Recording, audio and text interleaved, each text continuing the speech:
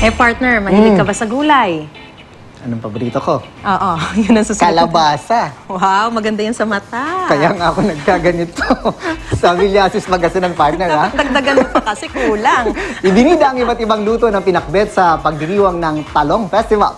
Siyempre pa, sinahugan ng talong ang mga nilutong pinakbet. At partner, ha? Ano? Kung akala mo'y healthy ang ulam na puro gulay, aba merong bersyon ng pinakbet na nilagyan ng malulutong na Naku chicharon at bagnet. Ayan pa! Putok-patok yan, partner. Pero masarap. Sa dami ng nilutong pinakbet sa festival, naku, pwede raw libreng magsalo-salo ang 3,000 tao. Dami. Dapat pala nakapunta tayo dyan. Dami. Pati nga mga turista mula sa ibang bansa, naku, enjoy na enjoy sa pagtikim ng pinakbet. 100,000 piso ang budget para sa pinakbet cook-off na layong mas maipakilala ang talong na isa sa pangunahing produkto ng bayan ng Villasis.